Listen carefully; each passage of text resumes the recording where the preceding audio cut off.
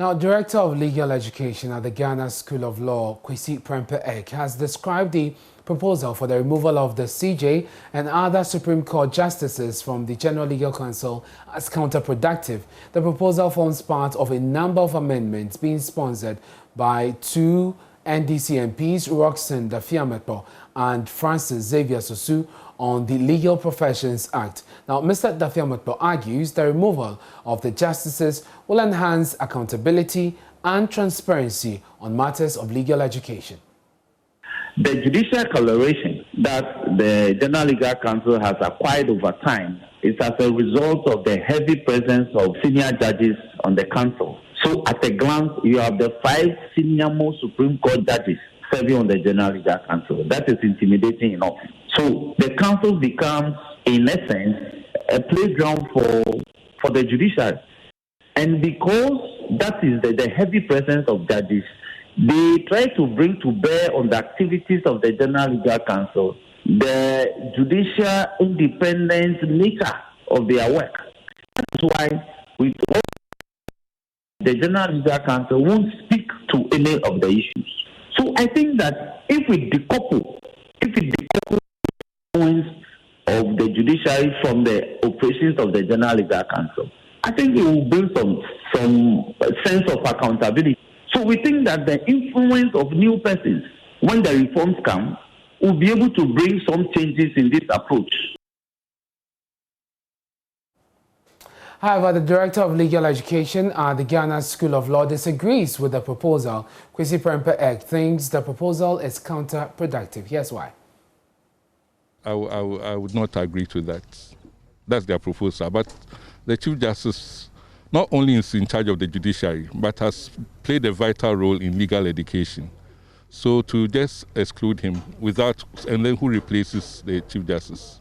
So if you are going to replace him, you should consider the fact that this General Legal Council has been in existence since 1960 or so when it was established.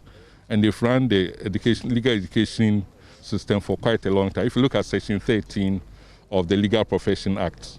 So if you are going to overtake, or if you are going to say that it should be excluded, then you should replace it with something else. I've not had a chance to look at the memorandum, but I know I just looked at something from the papers. Let's go on to the phone lines now. Roxanne Dafiameto is MP for South Dine and co-sponsor of that bill. Mr. Dafiameto, are you aware the General Mr. Eck mentioned in an earlier interview that they were looking at some amendments to the Legal Professions Act. Are you aware of these amendments mentioned by Mr. Eck as part of their plan to open up legal education?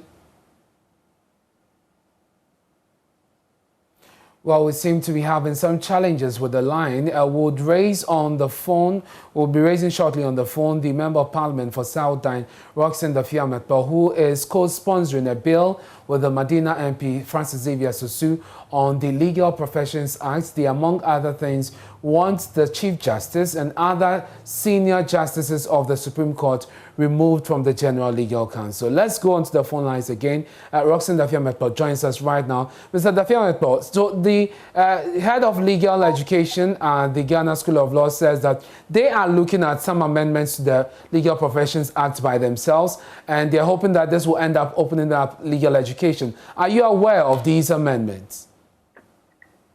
Thank you very much. I have an enormous respect for Director of Legal Education, Professor Prempeh-Eck.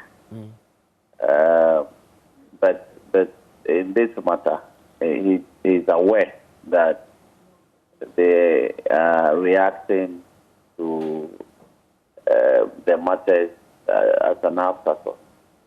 There's no indication, no such notice has come to the attention of Parliament. Indeed, if there are consultations to introduce the bill, as it were, to Parliament, that will be done by the Office of the Minister of Justice on behalf of the General Legal Council. So until they do that, such a thing may not come to my attention of Parliament. But be it as it may, it does not prevent me, as the elected representative of the good people of South Dine, from initiating or a private member's bill to, as it were, bring about the same reforms that they are now contemplating. So the boat has long sailed. The boat has long set sail. They are late. The other issue is that he added that my reform of our reform in respect of the recomposition of the General Legal Council as a council by taking out the heavy representation of the judiciary on the council will be counterproductive. Exactly. And I'm struggling to appreciate the use of that phrase. How did they establish or did they determine that such a recommendation or a move would not yield any fruitful move for the reforms that we seek? Indeed, the present composition of the General Legal Council, the evidence clearly suggests rather that the present composition of the General Legal Council is rather killing legal education instead of promoting it. The core function of the General Legal Council is to promote legal education. Within the past 6 or 7 years, what the General Legal Council has done to the hopes of thousands of graduates from the various law faculties in this country regarding the pursuit of professional law in this country is one of dashing of hopes other than promoting things. But Mr. Daviametpo, a member of the General Legal Council and also a senior member, a lawyer at that, lawyer Sam Okujeto, who is also with the Council of State, agrees with him. And in fact, he has some stronger words for you. He says your bill, your actions, is just a joke. You see, we are putting some things together to actually respond to Senior Sam Okujeto in this matter. And so I will not put his comments in the same bracket as those comments passed by Director of Legal Education, Prempeh-Eck. I won't do that. Because we have to respond to the very vitriolic outburst of lawyer Sam Okujeto. Clearly, he lacks understanding of the workings of Parliament. Because for him to say 2 members of Parliament, properly so called, taking advantage of the provisions in law, in the Constitution and in statute, to initiate private members, to him amounts to a joke, then of course is displayed the person who is joking in this matter.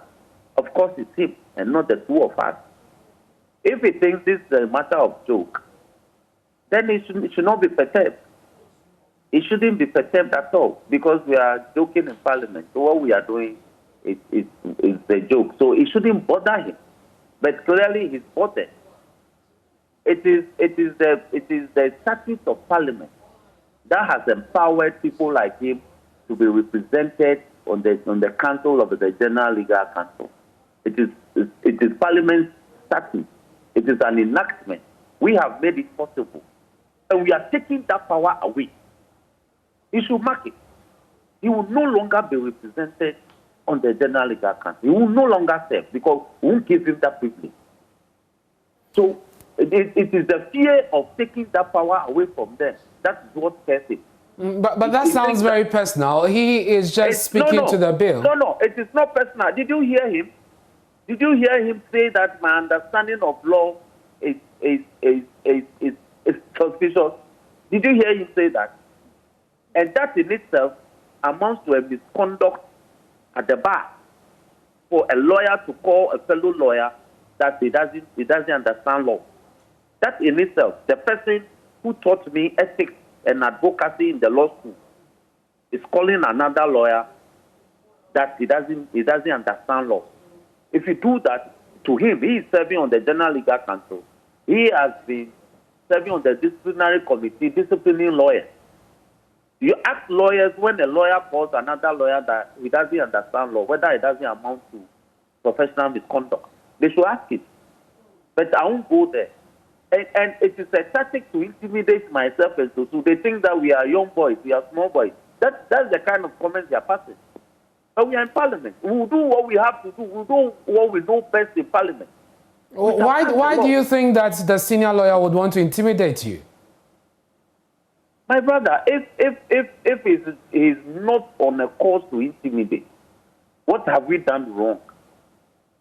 In any case, if you agree with the General Legal Council that they are contemplating bringing reform, and we have already introduced reform, it is up to you to add your voice and say that you agree with what we are doing, but you think that it can be expanded, or there are some aspects of the proposals we are putting forward should not be considered on ABCD grounds. Then we are being dispassionate with the discussion. But when you make the discussion personal and attack myself and Tutu and threaten that you will bring us before the disciplinary committee of the General Legal Council, I will wish him well. He can go ahead and invite us, and we will come and make a representation and defend ourselves. Very well. In any case, hold on. In any case, we are in Parliament. We are not acting as lawyers. We are acting as the elected representative of the people of South and Medina, respectively. So, on the grounds that he's threatening us with disciplinary action, in itself is unfounded. It has no basis in law. I am restraining myself in responding to him in strong terms because he's my former lecturer. I give him that regard. I give him that respect. Well, Honorable, we ran out of time on this, but I want to thank you for your time here on Joy News Prime. That's the Member of Parliament for Southern, Roxin Dafiamepo, responding to the reactions that have come through following the filing of that amendment to the Legal Professions Act. Together,